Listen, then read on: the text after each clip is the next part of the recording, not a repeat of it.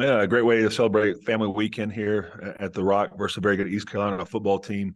Coach Houston had his team ready to play, and it was evident the first drive they went out and scored a touchdown. But you know, App Nation showed up again. We tied the all-time attendance record at 40,168, and it just goes to show you what's special in the mountain. Thought our guys played well at times, especially our defense. They really only gave up 14 points, and I thought we ran the ball well, rushed for over 200 yards and threw for over 200 yards, and won the turnover battle. But we have a lot of things to improve before we got to play a really good Wyoming team. Thank you. We'll start off with Dan McDonald. Dan? Morning, Coach. Good morning. It looked like just from watching it, watching bits and pieces, that you had it pretty much under control, and they just had the two defensive touchdowns that really kept them in the ball game. Yeah, you're right.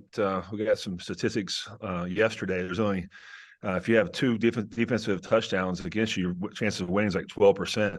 And it was us and Wake Forest over the weekend. But overall, I thought we handled the game very well. We made plays when we had to, but we just had to get rid of the self-inflicted wounds. And you look at our defense; they had 3 interceptions and put us in great field position, and we capitalized on those. But overall, I thought we played well, but there's so much room for improvement, and that's the downside of things. You like to see all the positives you can, but we have a lot more room to improve if we want to be the team we want to be this year. Can you talk about Nate Noel and how he has really come on for you? I'm very proud of Nate. Everyone's forgot about him in the Sun Belt Conference, saying he wasn't picked a preseason all-conference player, but he led the league in rushing in 2021, and he's really taken upon himself how he changed his body in the offseason. He gained 15 pounds. He got stronger, faster, and more durable, and I think all the fruits of his labor are showing off right now. And he had rushed for 193 yards, and those were really only one explosive run for 68 yards. Those are those dirty runs we like to call around here. But overall, I'm very pleased with Nate, just his mindset and the way he's going attacking every day in practice, and that's carrying it on to game day. What do you know about Wyoming? Well, I know they're very good. Coach Ball from afar when he's at North Dakota State, with 3 national championships. He's got some Nebraska ties in there, but I just like the way they run their program. You watch the first 3 games of this year. They beat Texas Tech and played Texas very well. And they're a physical football team, like they run the football, and they don't give you any kind of easy throws on defense. You have to earn every yard. So again, it's a challenging game, one we're looking forward to. Travel out west to Wyoming, but we know it's going to be a difficult game this week. Appreciate it, Coach. Thanks, Dan. We'll go over to Alvaro Torres. Please go ahead. Hi, Coach. I hope you're having a great day. Well, you have a top 17 scoring offense in the nation. How valuable has the return of Frank Ponce been for this team so far, and what would you say has been the key to this early success? Well, we're happy Frank Ponce is back, but really nothing's changed in our offense. It's the Appalachian offense. I think that's evident. It's my 4th year as the head coach and fourth different offensive coordinator. So I just like the way we're keeping pretty balanced offense, run to pass ratio, and we do have some playmakers out there. We have 5 underrated receivers and a solid running back room, and again, we're able to push the ball down the field and connect on our deep throws, and that opens up the running game. So very pleased where we are right now, but like I mentioned earlier, there's some plays we left out there that if we want to make a run at this championship, that we have to get corrected immediately. Thank you for your time, Coach. Thank you, and thank you, Coach. Sorry, we have Sam. I'm sorry, Sam. Please go ahead. No problem. Thanks, Travis. Coach, Milan Tucker got his first touchdown on the offensive side of the ball for you guys this past weekend. Obviously, he's had a great career for you guys on special teams, but what does it mean for him to kind of become a bigger part of your offense as you move into conference play this year? It's great to have another weapon on offense.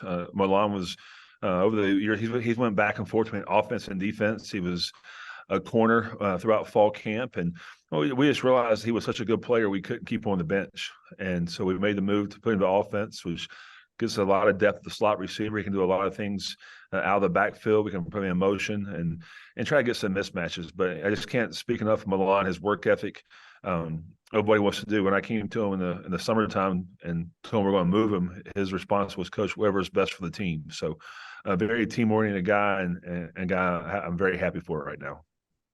Thanks, Coach. Thank you. And thank you, Coach. Appreciate your time today. Sure. It was a great victory. Always great playing in front of the home crowd. Super excited. Great turnout. And our players played really, really well. We executed on all three phases of the game and took care of the football and was really pleased with our effort. And I've got a chance to get a lot of people in the game and see what they can do. So it was a great night for us. Thank you. We'll start off with Dan McDonald. Dan? Morning, Coach. Morning.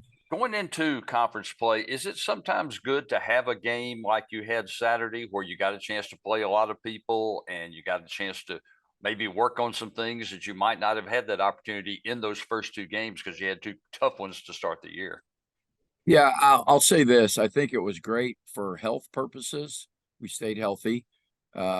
We did get a chance to get everybody in the game. I think that's always great for your team morale. Guys work really, really hard and always wait for that opportunity to play and get into the game. And we're very fortunate to have that opportunity to do that and see those guys. And it was a lot of fun. It's great to see our older veteran players cheering those guys on too and having success. And it allows for you at the late Sunday or Saturday game to turn around for a Thursday game to be a little bit fresh. Have you accomplished what you wanted to do in the non-conference part of your schedule to get ready for the conference? I think so. I feel like we've improved every game. And that's been the key is continuing to find our players, our rotations, our starters, our who can do what. And I feel like as a coaching staff and as players, we're developing into our routine. They kind of get how things work now. We've had away games, home games, night games. We've had a travel, and so it's all been new for them. And so with newness comes anxiety, and I think we've been able to put some of that to bed. And the guys now are a little bit into a routine. If I could ask one more quick, what do you see from Georgia State so far? A really good football team. They're playing with a lot of confidence, both sides of the ball. They and even special teams, they've done really, really well. They're a very, very good football team right now. Appreciate it, Coach. Thank you. We'll go over to Alan. Hey, Coach. You've got three primary running backs. We noticed Reese White didn't play. Any reason for that? Yeah, just kind of he had a I don't want to call it an injury, but I guess you can. He had a little bit of an injury, and we just rested him. Will he be available for Thursday night's game? Yeah, he probably could have played if we absolutely had to last week. Okay, thank you. Go over to Alvaro Torres. Please go ahead. Hey, Coach Beck. First, congratulations on your win against Duquesne. Shady Killen has forced a negative play for opposing offenses in every game so far this season. What would you say has allowed him to be so effective? And are you comfortable with the amount of negative plays that the defense has forced as a whole so far? So first was you asked, you congratulated, which thank you. The first question was what player I think I lost you there. Shady Killen. JT. Yeah, JT's been playing really well. He's a smart football player, has great instincts, tough kid, great leader for us right now. He's been playing outstanding and very pleased with him. Have a really good linebacker group. Shane Bruce, Wyatt Gideon, Trey Brown, Trey Pinckney, Mason Shelton. There's guys, and they've all played, and they've all had opportunities to get in and do some really good things. And so we're going to continue to keep playing all those guys. And as long as they continue to work hard, continue to improve, and continue to make plays for us on the field. Thank you, Coach. Thank you. We'll go over to Shawn. Shawn, please go ahead. Coach, as you look ahead to Georgia State, how do you prepare for a guy like Darren Granger, who's so multi-talented? Yeah, really, it's hard. You got to know where they're at, what they're doing all the time. I feel like their whole team basically allows for him to be able to have that success as well, right? Because they're talented across the board, really on both sides of the ball. So you have to make sure that you're taking care of business. You got to play sound football on both sides of the ball. You got to be assignment sound on offense, knowing who you're blocking. On defense, you got to make sure that, we're containing the quarterback. We're where we need to be. We're in our rush lanes. We're in our coverage areas, reading our keys, because any one of those guys can beat you at any time. And what are the advantages and maybe the challenges of getting your team ready for a Thursday night game with a short week? Honestly, I haven't seen it yet, to be honest. I think our guys are they're excited. We get a chance to play at home. I think it'll be a tremendous crowd, a nationally televised game. If you're not excited for this, but we better check your heart. Yeah, great win Saturday night in an extremely hard-fought game against a really good Troy team on the road where they had not lost in a while. Really proud of our team to find a way to come out on top. It's really hard in college football to win two big games in a row back to back, yet alone on the road. And of course, we get to go on the road again this week. I think we're the only team in college football that's got 3 straight away games without a bye week. But we'll be prepared and ready for that. So, but it was a great win. Thank you. We'll start off with David Teal. David, please go ahead. Curt, you were pretty adamant when you spoke to us last Tuesday that your team was not ready for practice. You didn't have their attention, and you were aiming to get it. I presume you did. How did you do it? Well, I think, sometimes the message that is sent is more important than others. And maybe the practice wasn't quite as bad as maybe I communicated. But the subsequent practices were much sharper, and we were ready to play. Defensively, you are so good against the rush. You were looking for improvement in your pass defense Saturday. Did you get it? I think we did. We were outstanding up front and against the run, and we pressured the quarterback, sacked him 6 times, hit him a dozen times. And there were good plays made on the back end. And D'Angelo Pons played significant snaps and played well at field corner. And now they had some big plays, and there's some things that we've got to tighten up and fix still, mainly at boundary corner and some at weak safety.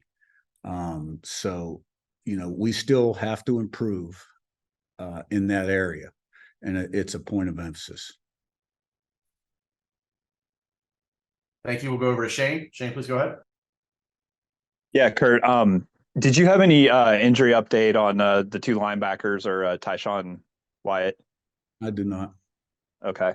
Other thing, there was the video of Pat Kuntz after the game got some mixed reaction, I guess maybe depending on which fan base you were from. But did you have any issues with that or anything?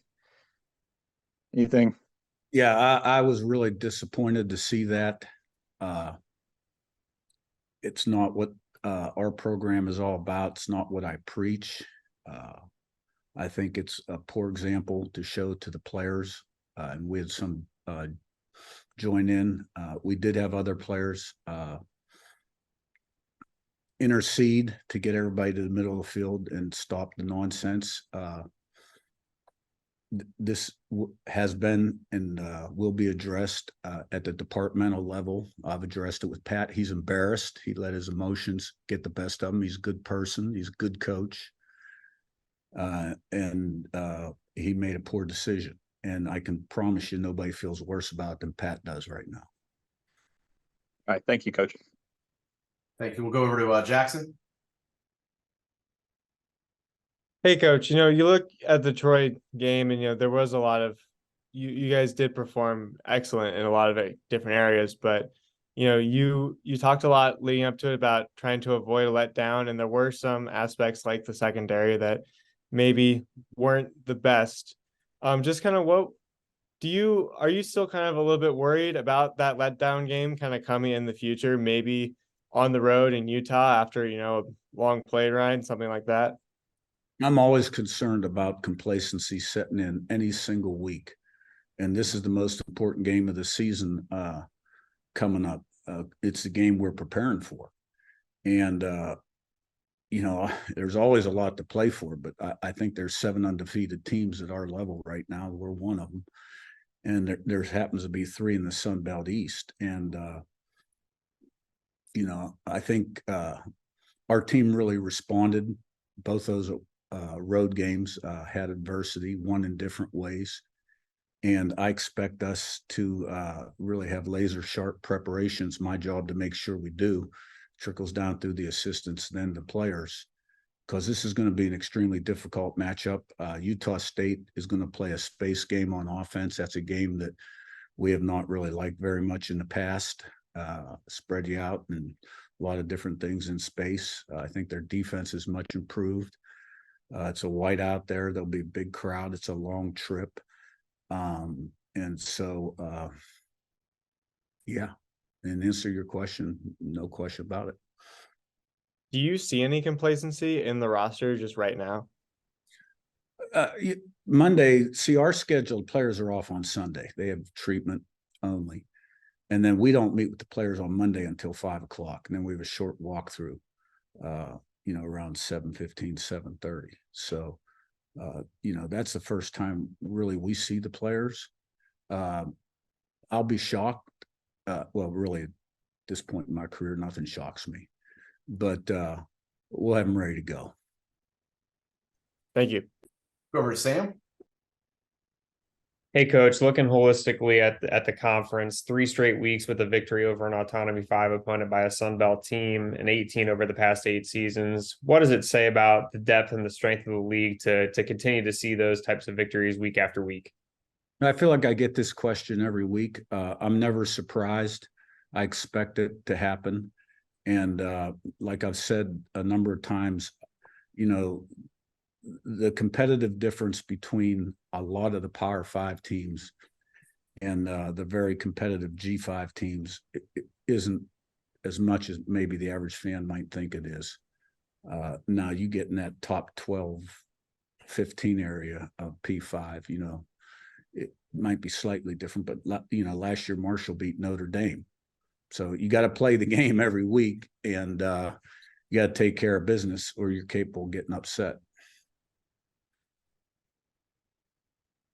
Thank you. We'll go over to Alvaro Torres. Please go ahead. Hi, Coach Cignetti. Well, first, congratulations on your win against Troy. The first question I have is, you're once again the lead in your division. Do you feel like there is still a sense of surprise by how smooth you have made the transition to the FBS level look? Well, I think last year opened a lot of eyes, and we felt we could have done even better. This year, we've had 2 big wins on the road, and they've both been battles. We haven't had those blowout games against top quality opponents like we had last season. They've been dogfights.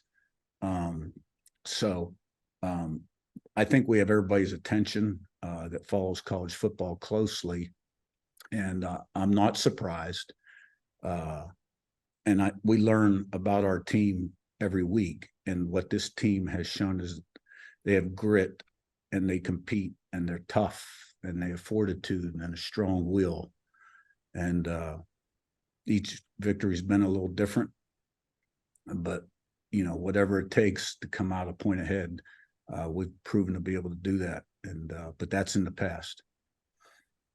Well, you already talked about a little, but how important are, as a statement, the 2 huge road wins you already have, and what does that do for the team's motivation going into your 3rd straight road game? It should only help our confidence and affirm how important preparation is and being physically and mentally ready to play on Saturday.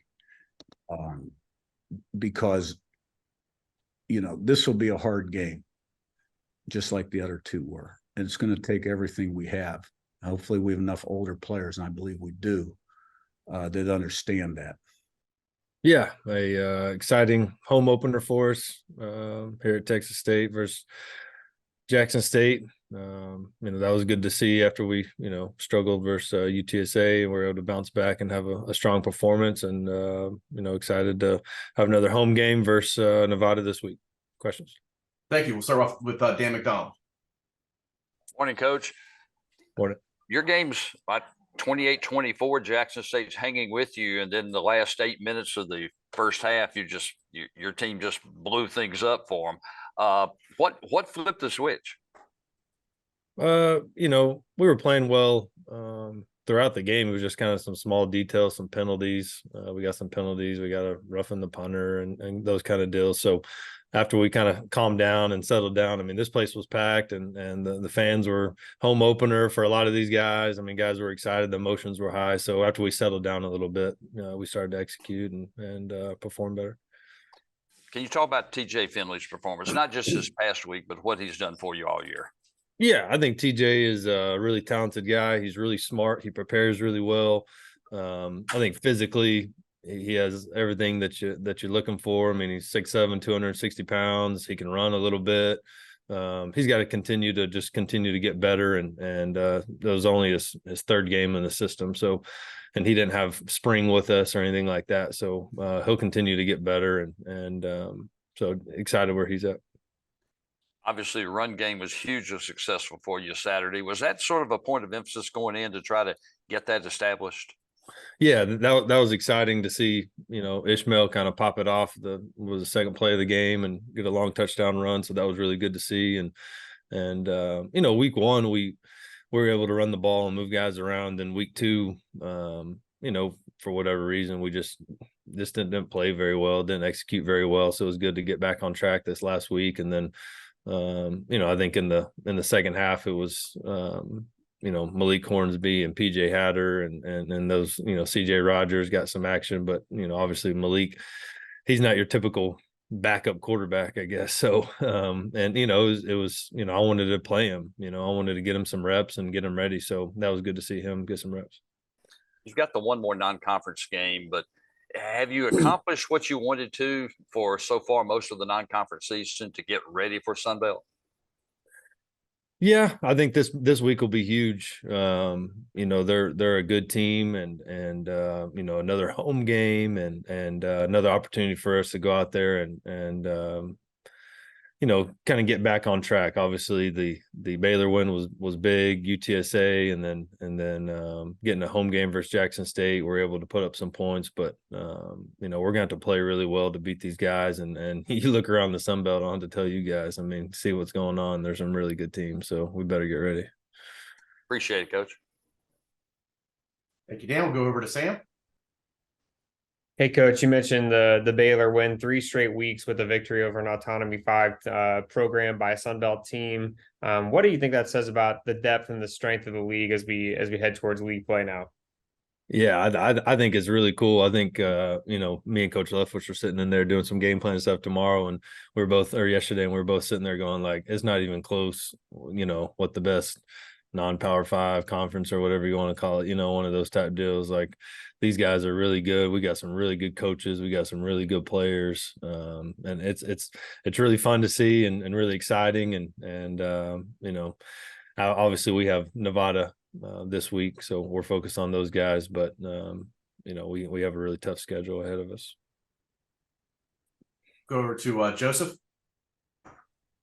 Hey, Coach, you mentioned TJ Finley and the success he's had there. Has he communicated to you anything about either your coaching style or the offensive system that you guys have in place that's really allowed him to blossom, for lack of a better term, the last couple of weeks? I think that was something we talked about in the recruiting process. I think he did an article last week or something. I think the confidence that we instill in him and the preparation that Coach Leftwich and Coach Lindsey Scott and those guys, Landon Keppel, those guys did a really good job with the quarterbacks and I think our system is built around the quarterback, and we find things and sit in there and game plan, and we're not just a plug and play offense. We're going to do things that the quarterback does well, and if he doesn't do it well, we're not going to run it. So we try to really fit the system around him, and I think that's. I mean, you would think everyone does it, but they don't. So it's good. Go over to Shawn. Coach, Saturday's also your extra yard for teachers game. Can you maybe speak about the role that teachers and educators have played in influencing your life? Yeah, my dad's obviously was my coach and was a high school teacher, and my stepmom is a principal and was a teacher all growing up. My grandma was a principal. So I have a lot of teachers and in my family, and I think they play a key role in the development of young kids and brightening people's day. And there's good teachers and there's bad teachers, and fortunately I had a bunch of good ones. Yeah, definitely. Got back to Statesboro after a very competitive game with Wisconsin where we fell short, made too many unforced errors, especially turnover wise, and still have to credit our defense for keeping us in a ball game where we look up in the third quarter and we're leading 14-7 against Wisconsin. If you would have told me that we had made it inside the opponent's 35-yard line 8 times, and had 52% efficiency third down, I was been like, wow, we must have had a heck of a day. But instead we scored 14 points because of 6 turnovers. And anytime you do that and you give up 6 turnovers and you get none, you're going to come out on the short end. Credit to Brandon Bailey and our defense. I thought they did a phenomenal job of keeping us in the game. I thought our kids went in with a great mindset and great week of prep, not only to compete in that game, but they expected to win that game, and feel bad for them. They put a lot into it, and we just fell short. Got the opportunity to go against a really good Ball State team who gained a lot of confidence last week against Indiana State. It was a challenge last year in Statesboro, and now we get to go to their place. Where we know it'll be a very competitive battle. So I'm looking forward to it. With that, I'll take any questions that you got. All right, we'll start off with Luke Creasy. Luke Creasy, please go ahead. Hey, Coach, you mentioned those turnovers. Obviously a tough day for Davis out there, but what's the message to him, because you don't want that to kind of kill his confidence after some good things earlier in the year. Yeah, it doesn't make him a bad player. He was a player of the week before, and then sometimes you have an off game. All quarterbacks do. You saw Josh Allen in week 1 have 4 turnovers himself, and then all of a sudden he looks like the best player in the NFL the next week. And so I've always learned with quarterbacks, shooters shoot, and you got to build their confidence, and you keep on throwing it and trust them to do the right thing. And we have a lot of trust in Davis. He proved that in the first 2 ball games. Feel bad for him. Some of those turnovers were not on him. Some of them were, and I know he'll regroup from this. He was competitive all the way through.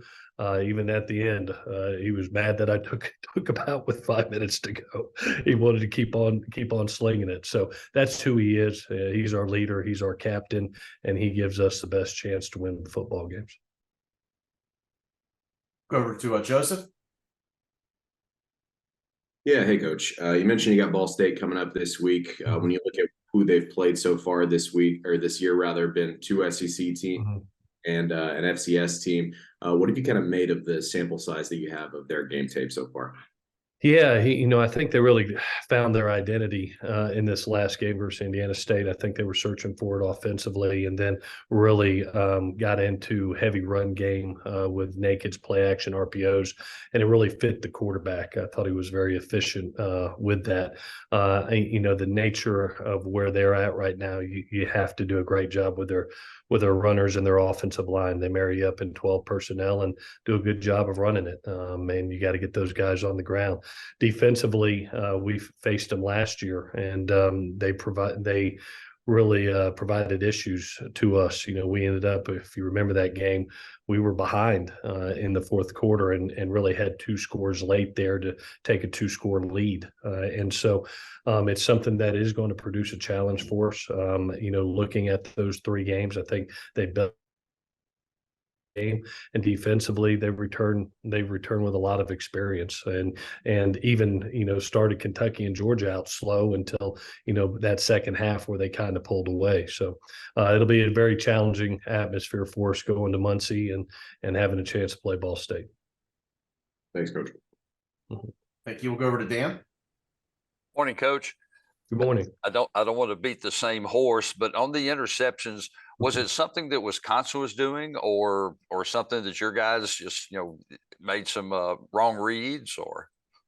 Yeah, a little bit of combination of both. Two of the interceptions. One was a batted ball by a defensive end that pops up in the air and you get an interception. One was a physical beat. Actually, Davis was going right to the right guy, and it makes me sick because he had a chance to get a really explosive play, and right when he pulled the trigger, a defensive lineman hit him, and it pops up in the air. And then there was 3 balls that I know he would want back. One was a force, and 2 were probably just a little bit of a misreading coverage. Wisconsin did a nice job of playing the deep ball. We were ultra aggressive in this game, and we'll continue to be that way. But I thought their safety 24 had a unbelievable day. It's the reason he's up for All-American. He made 2 terrific plays in that game. So a little bit of both there. Don't want to play the hypothetical much, but the way your defense was playing with its back against the wall a lot of times, would you like to have really seen what would have happened had you not had the batted ball interceptions and a couple other things that went wrong? Yeah, it's always shoulda, coulda, woulda, and you beat yourself up as a coach. It's as much on us as a coaching staff, as it is, with your players, and you look at it that way. And so, going back and looking at that game and evaluating, I loved how our kids' effort was. I loved their attitude, their competitiveness. They expected to win that game, and I think that's what I love about our conference. We go into these Power 5 matchups, and it's not, if are we going to compete? It's we expect to win the game, and we're disappointed because we feel like we put ourselves in a position to go win that game, and then made too many errors down the stretch. And so, yeah, there's some calls we would love to have back. Sure.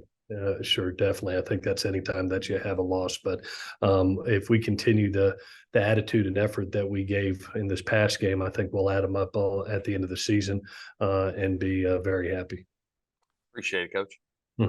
Thank you, and thank you, Coach. Appreciate your time today. All right, guys. Hail Southern. Yeah, thank y'all for being here to cover Troy football and the Sun Belt. Tough loss for us last week. JMU, really physical football team, game that came down to the wire. Thought we had plenty of opportunities to take advantage of some things and put ourselves in a position to win that game, and just could not capitalize. Came up short in too many detailed things from an execution standpoint that it takes to win a game like that. And have a lot of respect for them as a program. They do a great job. We got another challenge this week. We go back to out of conference play, kind of a funky schedule a little bit for us, with game 3 being conference and now game 4 going back to out of conference. We play Western Kentucky this week, another really high end group of 5 program. They won, I think, 9 games last year and their bowl game. And they got an excellent quarterback, probably as good of skill as we've seen at receiver since I've been here. Great playmakers. We played them on the road there last year. Like I said, they won their bowl game last year. They're a good football team. So a lot to get ready for. We're kind of beat up right now. I don't really have a whole lot of injury news. I just know I had more guys on my list that were seeing our doctors today than I'd like to see. So there's some guys that availability wise, I don't know who I have and don't have quite yet on a few of those names. So with that, we'll open up to questions. Start off with Craig Stevenson. Please go ahead. Hey, Coach.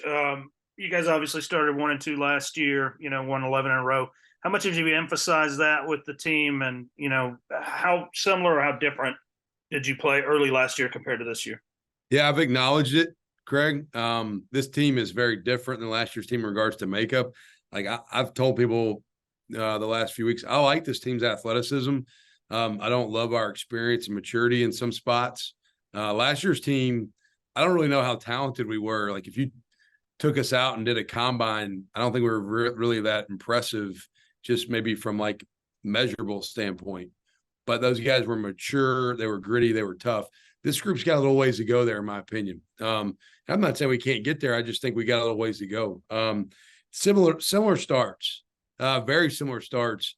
You know, I acknowledge this with our local media here after the game Saturday night, because I got asked about it. Last year, our FCS game, we were down at halftime. This year, we were up at halftime, but it wasn't like a blowout. And we won the game handedly in both, but score that maybe wasn't pretty the whole time. Then we went and played both Power 5 games last year was Ole Miss, and they beat us 28-10. There were some people around here that were patting me on the back after losing 28-10, and I was like livid. And I'm like, that's okay. Like, people thought it was okay. Well, we were in a situation this year in our Power 5 game where it was 14-10 right before half. We had some things go the wrong way. And then we lost our first conference game last year to App in a heartbreaking fashion. Saturday night here was a heartbreaker. I mean, our kids played hard, didn't execute maybe the way we needed to. We had plenty of chances to take advantage of opportunities to win the game. We just did not. And you know, hopefully you learn from those. But I think we're going to be in a lot of 4-quarter physical, tough games, and we've got to execute some things detail wise to be better. But there's some similarities maybe in how it's gone down. This group's a lot different than last year's group, and we've got to grow up fast. Other thing, JMU, what makes them so difficult to run the football on? I mean, obviously they've been doing that for a couple of years now. Yeah, you know, they're good up front. They're active. 99's a really good player. They got a good length. I think we probably abandoned the run maybe a little too early. We did feel like we had some things in the past game that were there for us to try to take shots on, and we just but they're good up front, man. 99 for them is a really good player and active, and their other guys on the edges are long and present issues. Thank you. Let's go over to Joseph. Hey, Coach, you mentioned the matchup against Western Kentucky this week, and you mentioned Austin Reed as well. How do you prepare for him on the defensive side of the ball, and then on the offensive side of the ball, you got Jaquez Evans at defensive end, and both those guys are CUSA preseason players of the year. So in preparing for those two guys, what are you focusing on this week? Yeah, the quarterback, man, he's got great arm talent. Like, the ball jumps out of his hands. He can make any throw. He runs a lot better, I think, than people realize. Like, that's where I thought he ran good last year when we played him. But he's even this year shown a little bit more mobility and explosiveness with his feet. They've got great skill everywhere that complements his throw game well. I think the receiver number 11, when we got ready to play them last year, I thought he was as good as anybody we played. But Austin's a great player. I got a lot of respect for how he plays the game. And then I remember the Evans kid. He's out of Dublin, Georgia. I remember him in recruiting when I was at Kentucky. I went and watched him practice, and I like him a lot, man. He's powerful, twitchy, plays violent. He's disruptive. He flashes, and he definitely sticks out on video. Like, you watch him play, anybody they've played the last couple of years, and every time you see him, you're like, man, your eyes just kind of go to him, because he's got that game wrecker ability to take over at any given time. Time for one more from Dan. Dan, you're Morning, on Coach. Hey, Dan. Gunner looked like he was under some pressure almost the whole game. Took a pretty good beating at times. Is that a concern for you going forward? Yes. I don't like my quarterback being under pressure, and he did get pressured too much. I didn't like how he did a lot of things to take care of the quarterback or the running back or any of them. So, yeah, that's a concern. I think everybody in our building knows it's a concern with how I've dealt with everybody in the last 24 hours, and it's going to get fixed. I don't think I can go play O-line, but if they need me to, I'll try. Appreciate it, Coach. Thank you. Thank you. Thank you, Coach. Appreciate your time. Thanks. Yeah, first of all, always enjoy listening to Coach Sumrall's press conferences right here, right after him. No, I was really proud of our kids and really pleased with, I thought that was a good team win for us to go out there. We're down 3 starters on the offense going into it, and then you lose your quarterback the 3rd, 4th play of the game, whatever it is, for the whole team to step up and play better. Certainly those young guys that stepped into spots, and even a veteran, James Ohamba, that was really good. But our whole team elevated their play, and you talk about how you need each other. And that was a prime example of them doing that. So really proud of them after losing a tough one on the road the week before to respond the right way. So, you know, a lot of things to build off of, but certainly, you know, got a lot of work to do moving forward. Hey, Coach, we'll start off with Dan. Dan, please go ahead. Morning, Coach. You mentioned it for a second. You go into the game not having one of your key running backs, not having a key wide receiver, and then you lose Ben early. Does that sort of affirm what you've been saying all along, that this team's very deep? Well, you know, I think so. You know, I've said from the beginning, I think this team has a chance to be a good football team, but we do have a lot of young guys that you just never really know how they're going to respond in some of those situations. So that's what I've been pleased with is kind of we're maturing, you know, and we're growing up, but we need to continue to do that at a rapid pace if we want to, you know, do something significant this year.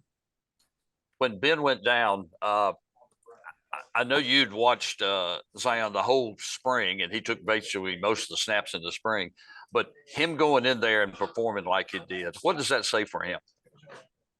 Well, I just think it speaks to, number one, his maturity to be able to handle the situation in the moment. You know, it was a 0-0 game. Like I said, it was the first drive, and he came in there and, you know, it wasn't like the game's under control and he just had to ride it out. I mean, he had to go play well for us to win. So it speaks to his maturity, but also, you know, his preparation.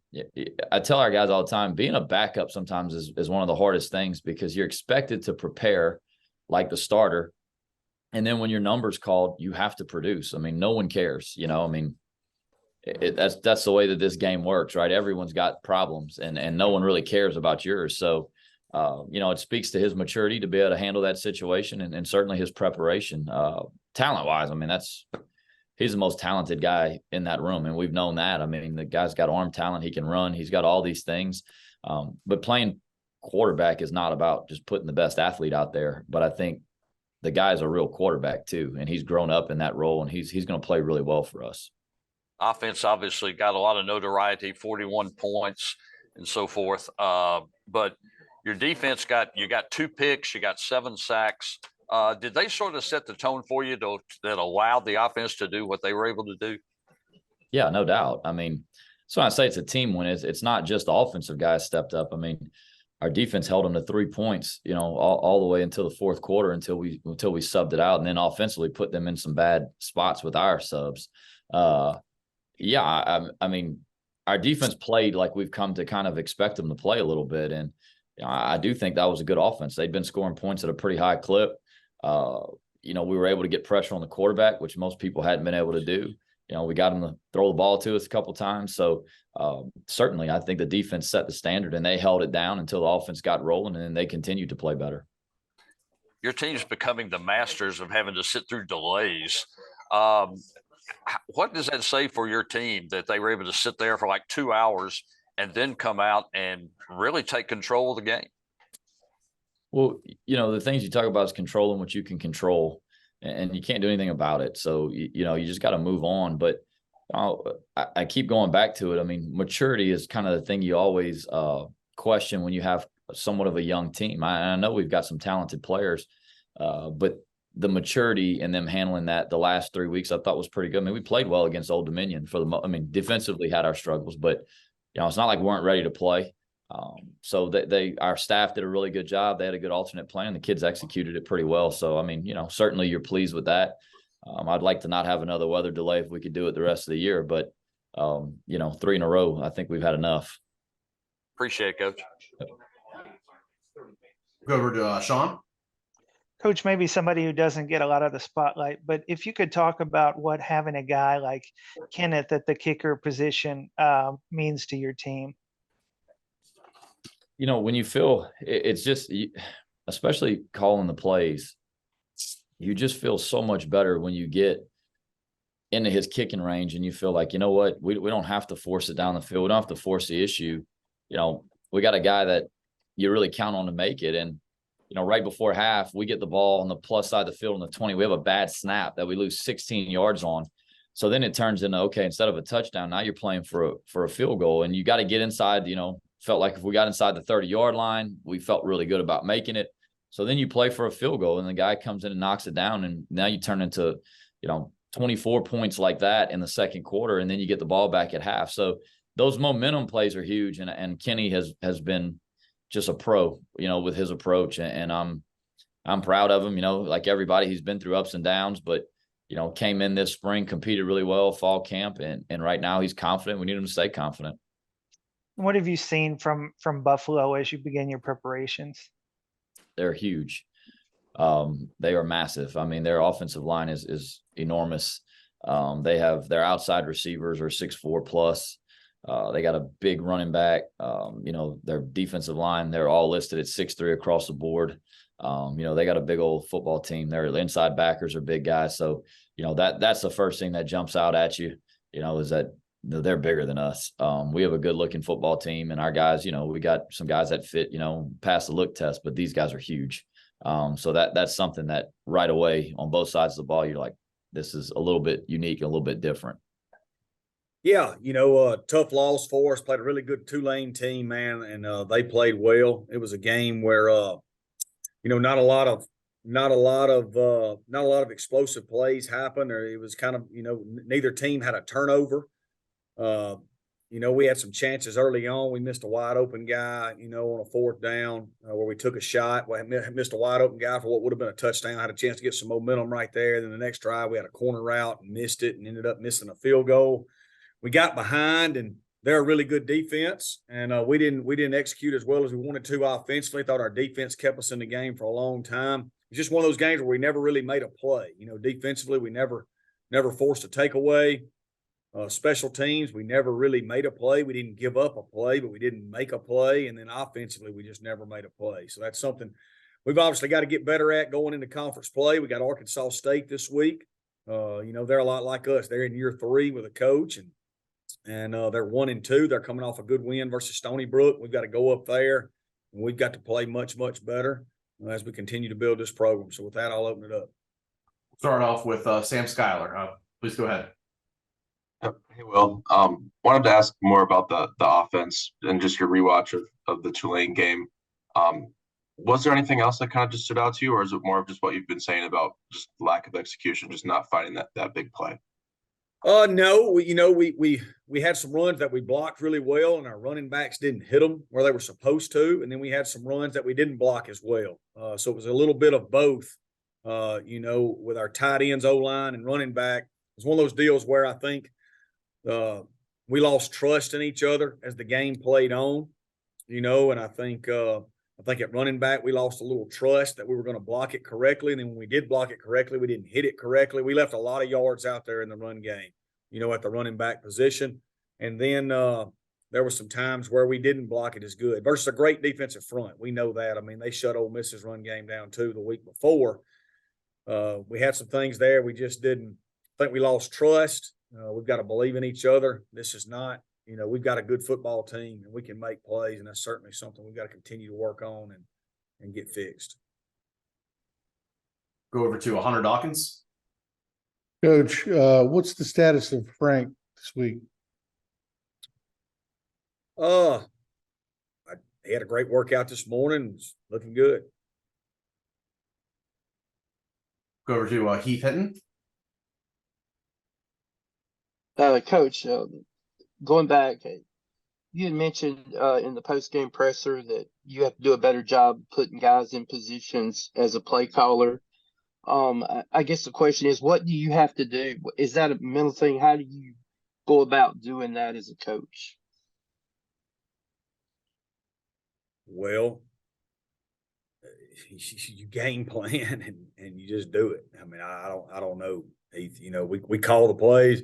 We completed a lot of passes. We had some corner routes that were open. We had a wide open 4th and 1 for a touchdown. I've got to continue to we got to continue to work together in practice and continue to do what we need to do. And then when the plays are there, we got to make them, I'll go over to Garrett Busby. Hey, Coach. Last season, y'all were kind of in a similar position. as you are this season, as far as your the matchup or the lead up to the matchup against Arkansas State. Do you kind of see it as the same and a possible kickstart to the season? Yeah, I don't know, Garrett. I hadn't thought about it that way. We're more concerned with playing up to our potential. You know, in the past, I don't know that we were a good football team. We were trying to become a good football team. I think we've got a good football team right now that's not playing as well as we can play, and that's something we're concentrating on inwardly to make sure that we make a few more plays in all three phases. And you know, look, we've gotten beaten by two really good football teams. But that's, you know, I think we can play better than what we're playing. We got time for one more, and we'll go over to Scott Watkins. Hey, Coach. I also saw Brendan Tolles leave the game Saturday. Is there an update on him? Yes. He's going to be out for the year. He hasn't redshirted yet, so we'll redshirt him. Good player, good kid from Lafayette County. And, you know, we'll get his red shirt. He'll come back better than ever. Hopefully be ready for spring ball. Thank you. Thank you, Coach. Appreciate your time. Thank you, guys. Sure. Good afternoon. We just walked off the practice field, so excuse my way I look, but you know, another good win for us up in Charlotte Saturday evening. For the most part, played pretty well offensively and defensively. Some things we got to clean up. Didn't play particularly well in our special teams. That was that we've got to get corrected. That we will. I thought we played special teams pretty well up until the Charlotte game, and just didn't play so well, and got to move away from that game very quickly. Playing Coastal on Thursday night, a really good football team, well-coached bunch, you know, down there in Conway. So we had to turn the page pretty quickly. We've been working and had a long practice today for a Monday, which is a little unusual, but they responded well, and you know, just got to prepare. Conference game, it's always important to us. We are coming off, you know, a couple more wins than what we have typically started our conference slate off with. Typically, we've, you know, been going in this thing limping a little bit because of, you know, a couple Power 5 games that we had played early. For the most part, I think our guys are healthy for the most part, and we're ready to kick off this conference slate. Thank you, Coach. We'll start off with Alan Blondin. Alan? Hey, Coach, I've kind of asked you this question now for probably 3 years, but what does Darren Granger bring to your program? And if you could, probably how is he improved? I guess in what areas has he improved greatest this year, the offseason leading into this year? Leadership. You know, Darren has always been a tremendous player for us. He's had the ability to throw and run the football, but the most important thing he's done in this offseason is really get control of this football team. Make sure our mindset is exactly where it needs to be, have kind of the blinders on, the tunnel vision, that we move one step at a time and not try to do things, you know, leaps and bounds at a time. He's just been solid in every area. Our off season was tough, and he had to get tough with some of our guys around here. So he's just been a tremendous leader in the off season. You know, his game's always been pretty good, running the football, throwing the football. If there's one particular area, I think he's throwing the ball a little bit better than he has in the past and making better decisions. But, you know, as everybody does, when you have experience and knowledge of the game becomes a little bit easier to play. And I think that's what it's doing right now for him. We'll go over to Joseph. Joseph, please go ahead. Hey, Coach, I got two for you. 3-0 for the first time in program history. How do you keep your guys from getting complacent? Complacent. I mean, we're 3-0 for the first time in history. I mean, it's not like we've been 3-0 for the last 20 years. You know, shit, we're hungry. Yeah, that's just the way it is. It feels good to be 3-0. Certainly on a short week.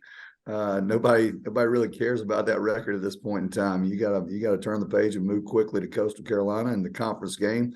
Those are non-conference games. They don't give you a trophy. They don't give you a certificate. They don't give you many pats on the backs for those wins. So, you know, those wins are good and everything, but the conference is exactly what we've got to go out and try to win here. And it starts this week. So moving along is not difficult for us. And we're certainly not getting complacent. I can promise you that.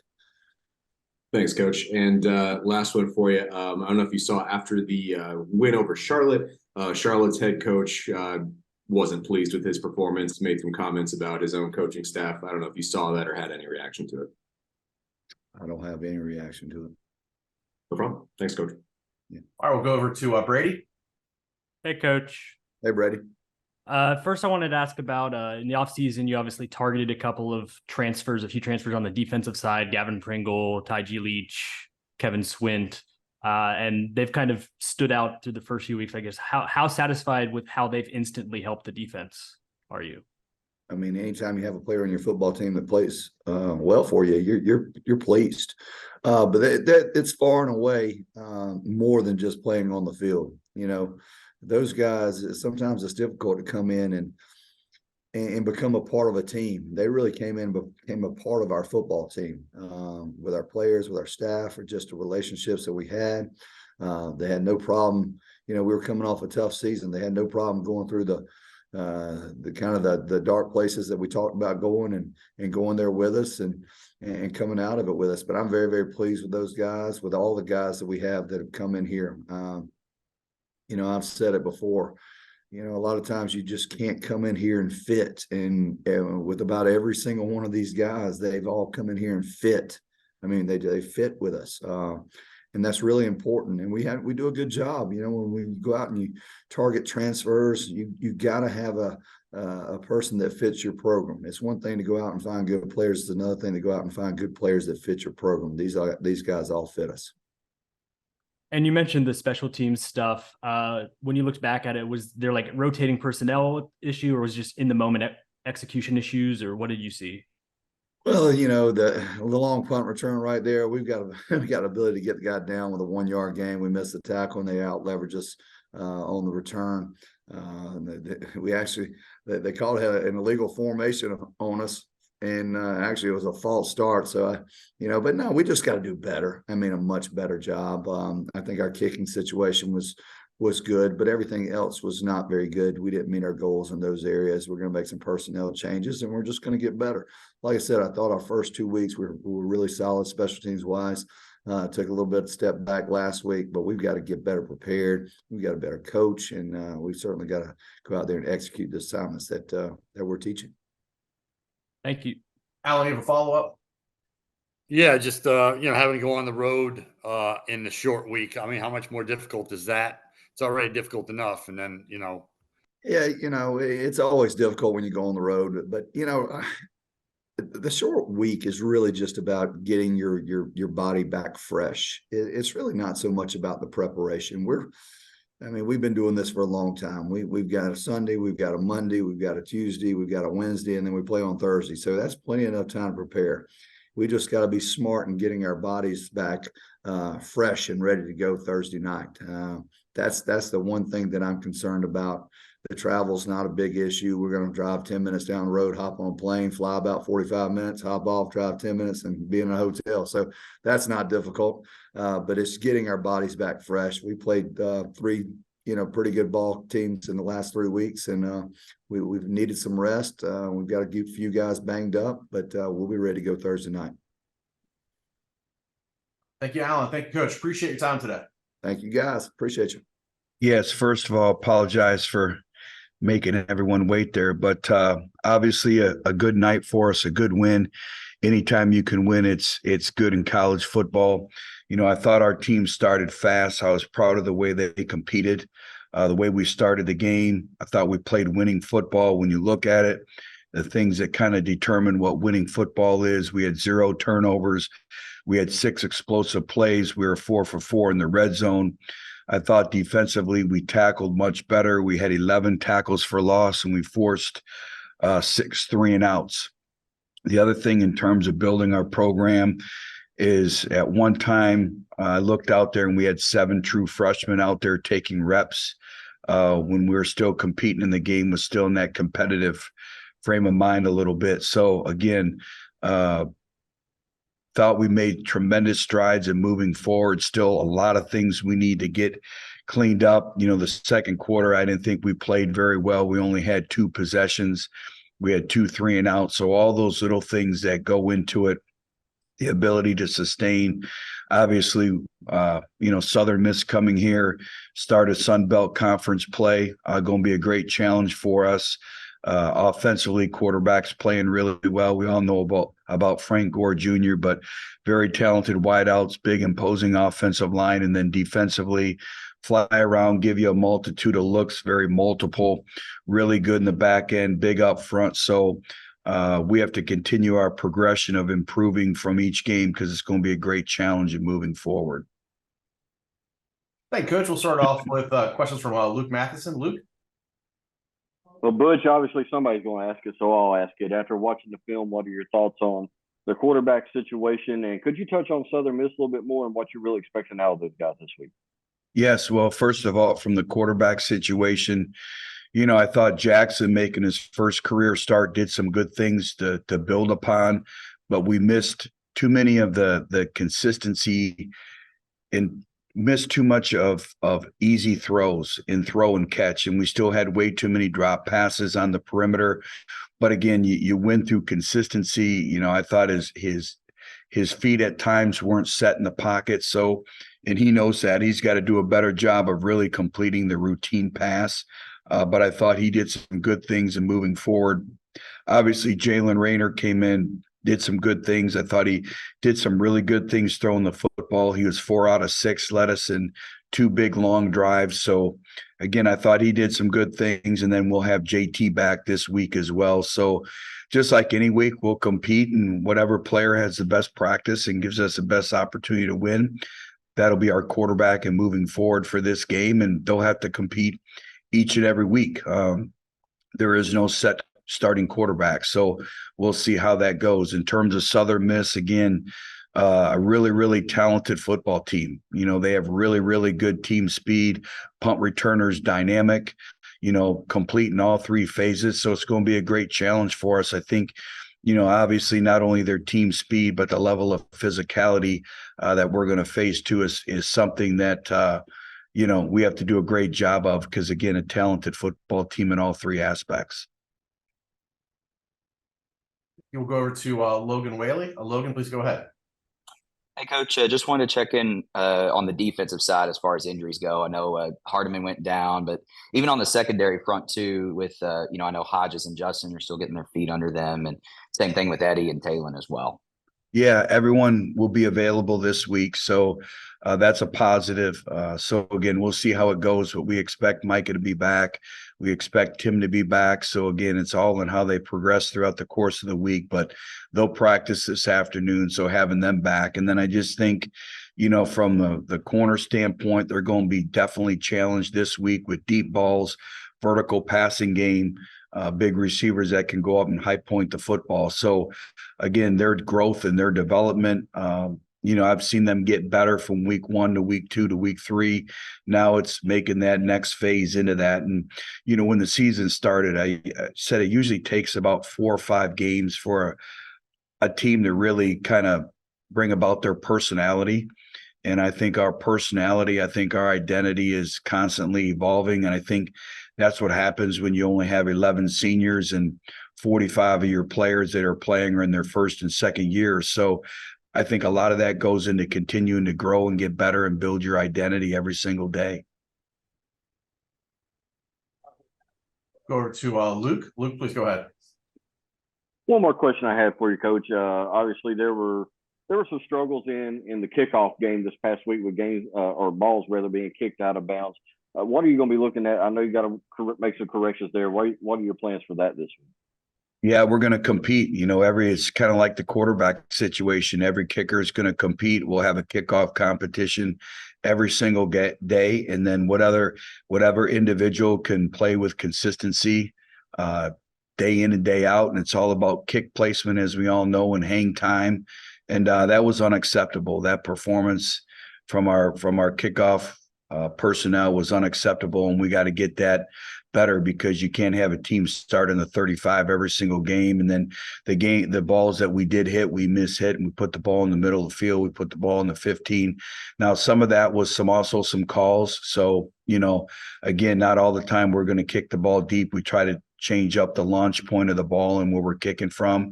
So a couple of those were to their defense were called that way. But again, from a consistency standpoint, kick placement, we're going to need that moving forward. We'll go over to Shawn. Coach Javante Mackey is a guy that's top 20 in the country in solo tackles. Can you speak about what he means to your team and the growth you've seen from him going through that red shirt year last year to now? Well, I think you just said it, is the growth. He still has a long way to go. He's still learning the nuances of our defense, but he's very talented. It's very important to him. And, here's a young man who barely started football as a junior in high school. And so just how far he's come, he's progressed in our program. And again, going on year 2, and he's been one of those individuals that's really stepped up for us. So we're excited about him. But, I think the big thing for him is just the more football he can play, the better he's going to get. Thank you. And thank you, Coach. Do appreciate your time today. Have a great week. Thank you. Yeah. Had a chance to win that game and just didn't make the plays necessary to do that. Obviously, we played a good football team. I thought we played well enough to keep us in the game, but obviously we didn't play well enough to win it. So we got to come back this week and have a great week and third home game in a row and get one here. Thank you, Coach. We'll start off with Luke Creasy. Luke, please go ahead. Coach, you mentioned the lead you had early. When you look at that on film, can you identify kind of where things shifted? And Wake Forest started to get a little bit of momentum, and how do you keep that from happening in the future? I think it was across the board. Obviously we didn't sustain enough drives on offense, and then when we did, we didn't convert third downs, particularly in the red zone or around the red zone, and it made us kick field goals. On defense, that we gave up a couple big plays, a couple where we didn't set the edge on defense, and a couple other ones where they made a nice throw and catch and that sort of thing. So it was a number of different things. We've all got to own it and know that, yeah, it was an opportunity for us, but obviously we get another one this week. Thank you. We'll go over to Sam. Sam, please go ahead. Coach, sure you're going to get this question a lot this week, but talk a little bit about Lamarian James' performance. Obviously, 7th player in FBS history to return a fumble and an interception for a touchdown in the same game. What'd you see out of him, and was that something that you kind of expected him to do at some point during this season? Obviously, those are both great plays, and he's a tremendous playmaker with the ball in his hand. I think, though, probably more importantly for me, those are both tremendous examples of great team defense. The interception for a touchdown was set up by a bunch of people doing their job on a blitz. Quarterback got hit, threw it up, got the interception, and a bunch of people blocked very, very well. On the fumble return, we covered really well, forced the quarterback to scramble, gave great effort, was able to knock it out. Had multiple people there to pick up the fumble, got knocked around, and then he's such a great athlete, he's able to pick it up and go score. So I think that I was more happy. Obviously, I love having a talented player like Lamarian, but I was more happy with the team defense. And then what do you look for your team to do? Obviously, a little different schedule having your FCS game in week 4. What do you look for your team to do this week to kind of get prepared for that game and then start looking ahead as well to conference play after that? Well, you only get so many opportunities, and so I want us to go out there and play well. I want us to go out there and play with confidence. And I think I'll be able to see if we're playing with confidence with how fast we play, how much speed we play with. If we play with a great deal of speed, that means that we have, confidence in our ability, confidence in our assignment, confidence in, our technique and our teaching and also the guys around you. So that's what I want to see us. Thank you. And thank you, Coach. Do appreciate your time. Yep. Thank you. Yeah. Obviously happy to be back coming off a bye week where we got a lot of recruiting done. Did a good job of getting a little bit of advanced scout on the opponent. So ready to get back on the field. Finished up 2 weeks ago with a tough victory down at ECU. A lot of things to get cleaned up over the bye week and this week to get ready for a really good Virginia Tech team. This will be the toughest game This will be the toughest game that we've played all year. Really good opponent. They are probably a handful of plays away from drastically changing their overall record. And when you watch the games, you can see this is a really good football team, coached really well. They'll be coming in here ready to play. They play really hard. Defensively, they make it really tough for you to move the football. And then offensively, they've got some schemes and some players that can create some explosive plays and change the game. So great opportunity for us to prepare this week really well, play really hard, and we have to execute. Thank you, Coach. We'll start off with Luke Creasy. Luke, please go ahead. Coach, obviously one of the few teams in college football that haven't allowed a sack yet. And there's been some different faces up there on the offensive line. I think I counted 9 that played down in the ECU game. Just thoughts on the overall depth of that position, and has that been something you've had before there? Right now, we've got a lot of prospects. I wouldn't say depth, and I don't say that in a negative, but we've got a lot of guys who've got a lot of ability.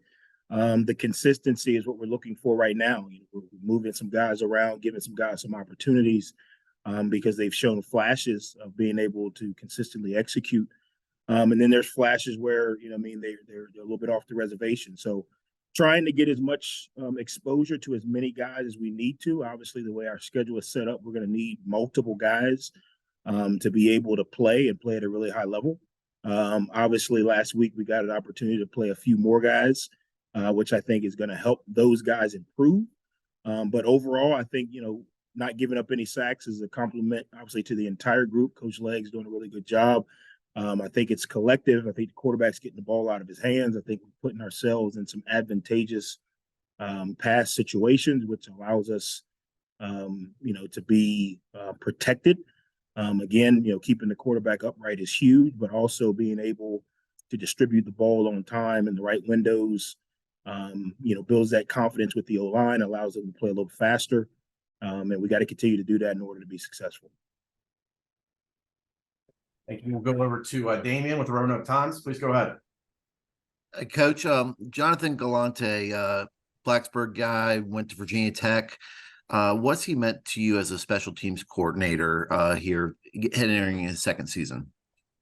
Yeah, I think Coach G has done a really good job. Obviously, he was with me at Alabama for 2 years, and I got a chance to watch him work in a assistant QC role, which a lot of the QCs in today's football at those levels do a lot of the work behind the scenes. So I got a chance to see him do that. And then obviously when he's been here, he's been phenomenal with the players, does a really good job scheming wise, does a really good job of breaking opponents down, puts us in advantageous positions. We've got to continue to build the depth, on our special team. So we have a little bit more options to go to. Special teams is that one where if you could play all your starters, you're probably a lot better than, you are playing your backups, but we've got to develop the depth so that our backups can continue to play. And I think Coach G does a really good job of that with the way he practices the drills, the emphasis he puts on fundamentals and technique. Obviously, that's a phase of the game that we're going to have to be really good in order to maximize our opportunities, both in field position and the possibility to score points. For a second question, you and Brent Pry have spent multiple seasons together on the same staff with James Franklin at Vanderbilt and at Penn State. What's your relationship like with him, obviously working on different sides of the ball, and what do you expect from his team Saturday after what they had to go through the last 2 weeks against Big Ten teams? Yeah, well, one, a lot of respect for Coach Pry. He and his family, his wife Amy and his kids, probably one of the closer friends that I've had in the profession. He's always the same guy. He's got a smile on his face. I think he does a phenomenal job of getting his team ready to play. Our time together, we always had a good relationship because I was on the other side of the ball, so we were able to kind of, rib each other a little bit about moving the ball or them stopping us. I'm sure he'll be listening to the Allman Brothers on the way to the game. Definitely a lot of respect for him. Probably one of the better defensive minds that I've been around in my career. They're going to be ready to play. They play hard. You watch the game, like not on TV or what ESPN puts out, but if you watch the game, you can't tell if those guys are winning or losing by how hard they play. And I think that's a testament to the head coach. I think that's a testament to the culture and a testament to the players. But I expect Coach Pry and his group to come in here like they're 3-0, 4-0, on the way to the national championship. Because that's the type of guy he is. He's not a whoa, it's me, or hey, we haven't, had the success we wanted, so now all of a sudden we're gonna, be dog faced or down. He's gonna go in with bright smile, energy. He's gonna have them fired up.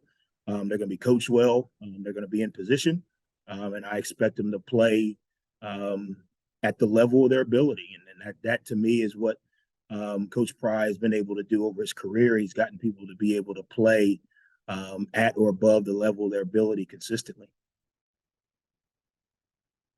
Go over to Joseph. Joseph, please go ahead.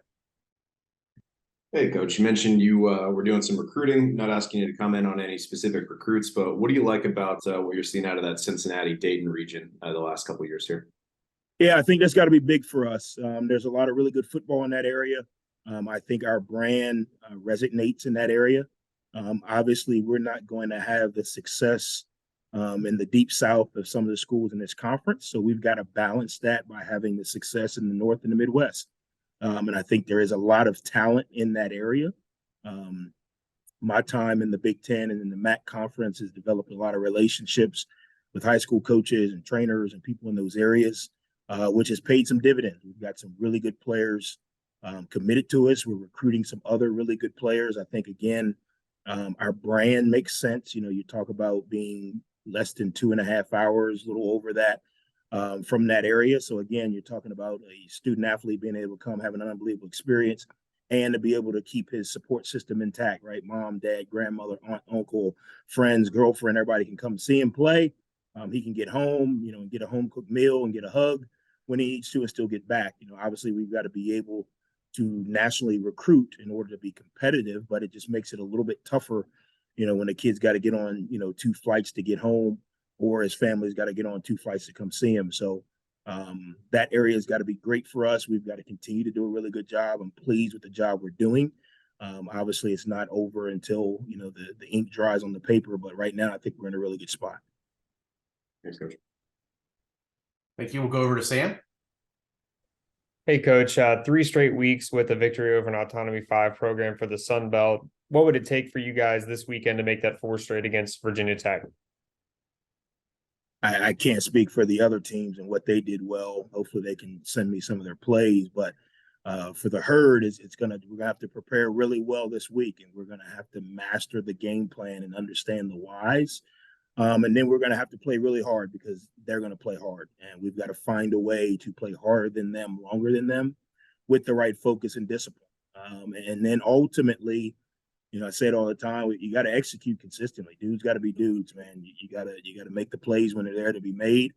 You got to not put yourself in unadvantageous positions with discipline penalties, turnovers, missed tackles, interceptions, fumbles, those type of things.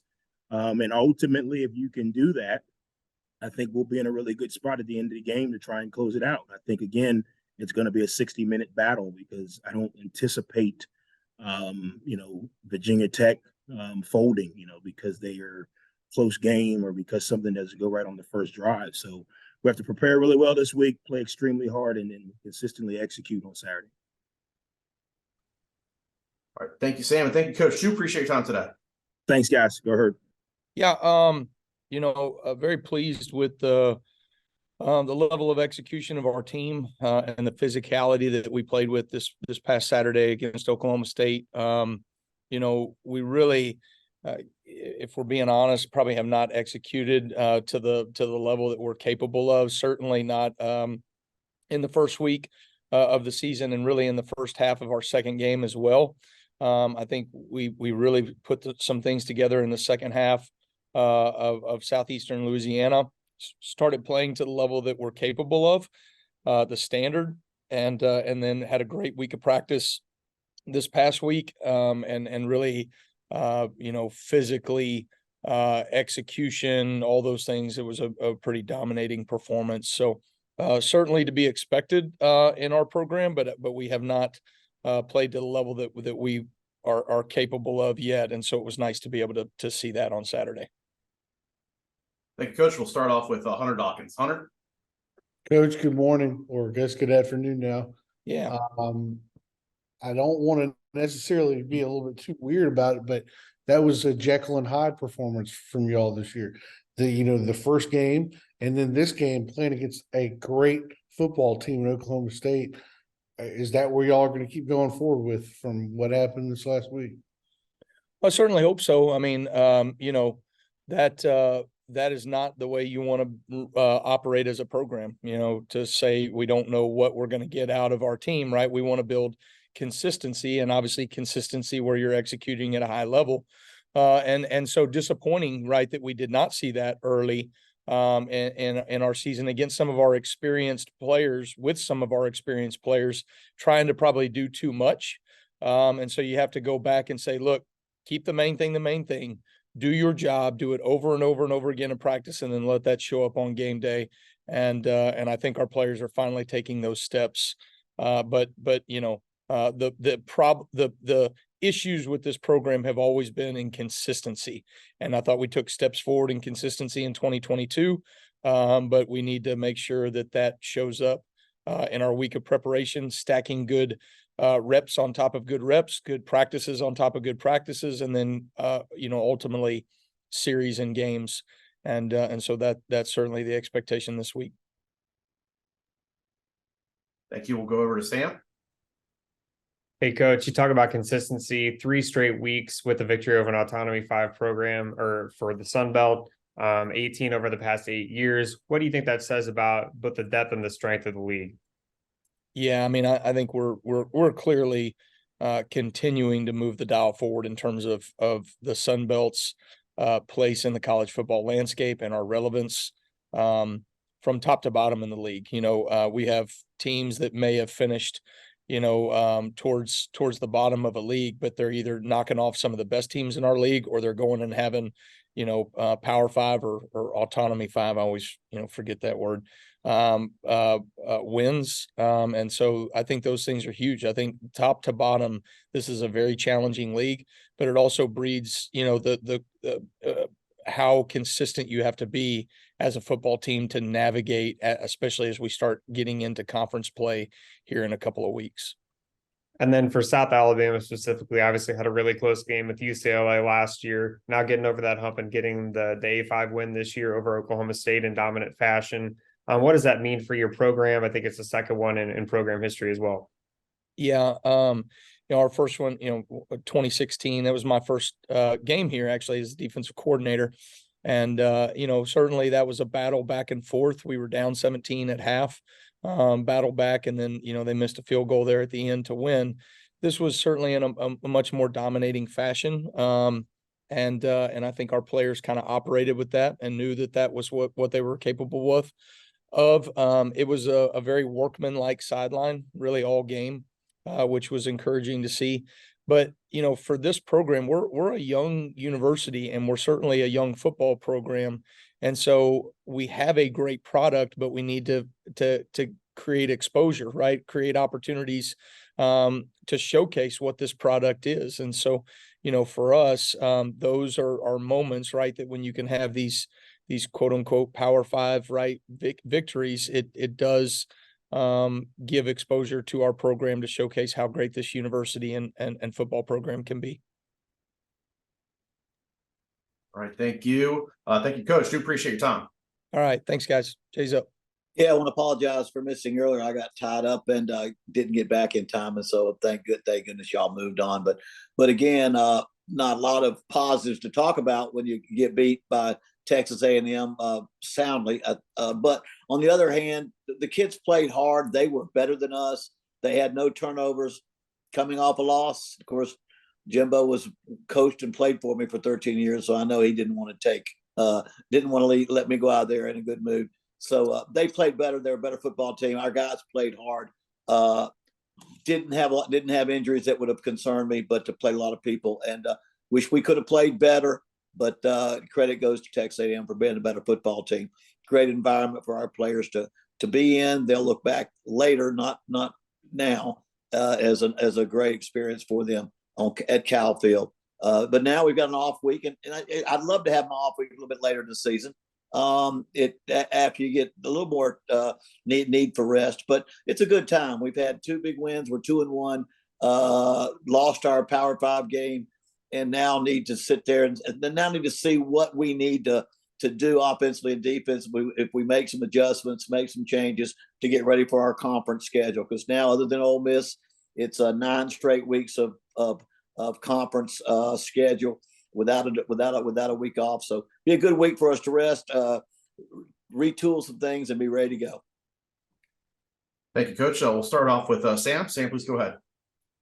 Coach, obviously, a tough week this week, but some positives, like you mentioned, a 2-1 start, heading into your bye this week. What do you hope to get out of that bye as you start to prepare for conference play, as you mentioned?